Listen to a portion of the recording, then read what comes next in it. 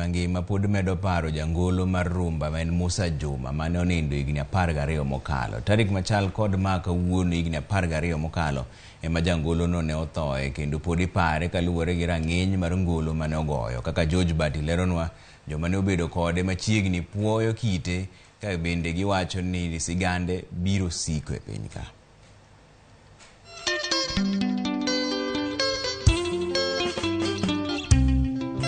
Higni 12 nyaka ne magoro lal kode, piny pod paro wuod luo mane waya winjo koke, ka duonde bende momo gode kod aore gi puonj manimba.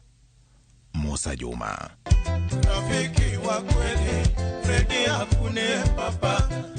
Kaluwore kod kite marito osiep kod were mane engo. Osiepne mangeta ma bende ne oloso ne wer Fredi Afune, paro Musa kod chakruok mar nyakalondo mar Ramogi FM kowacho ni thumbe Musa ema ne odhi yamo kane chako Ramogi FM.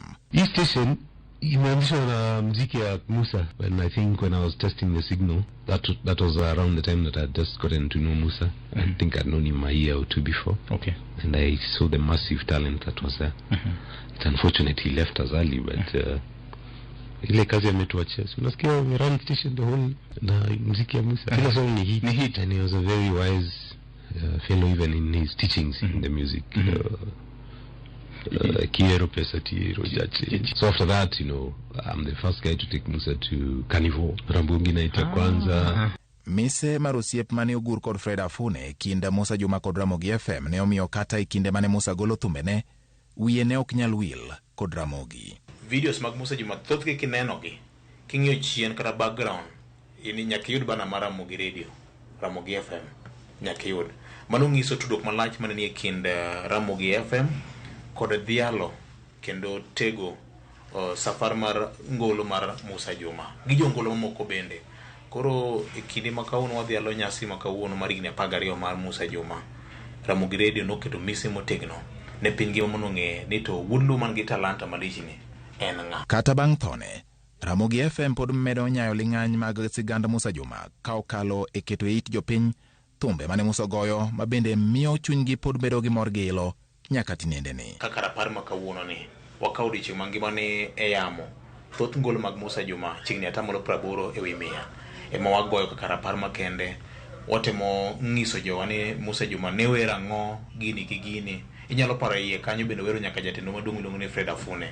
Mano ng'isi tudruok malach mar Ramogi FM nego gi Musa Juma gi familia mare. Achiel kuom jothum mane ong'eyo Musa Juma motelo kata mane kinde band mar Limpopo International Sunday Aseda wacho ni okach bigi ema nomiyo Musa mijing'o mar chopo lekne kaka jathum. Kaka Musa no neno ka okach ose mak piny kamano gi thumbe.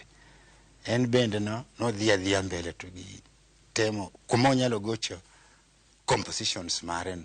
Koido in talented, in sharp, maber kaka onyalore. Alikuwa anakupenda zaidi.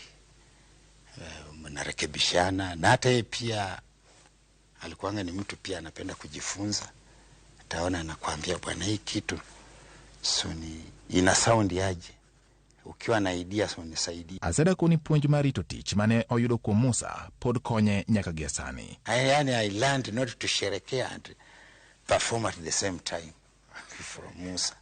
Ntie circumstance moro samoro ng'ato dwaro di perform kaka sani lakini maybe ose donjo kamoro ose chamo gimoro monyalo keto formula gi kaila kamano no onge gago.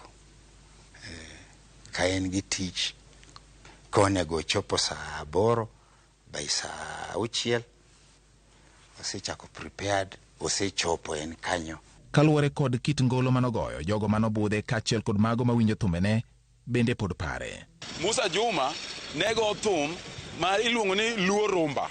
Ne en thum moro ma kata kichike iti tiwinjo ka ibedo relieved, chunyi kwe mos. Noriwo joluo pamoja to nogo thum makata in ka ni winjo ne puonjo ji, ne puonjo jende to ne puonjo jomadongo, noriwo rikate. Joma go thum sani onego lu Musa Juma nikech Musa Juma nokohero pesa.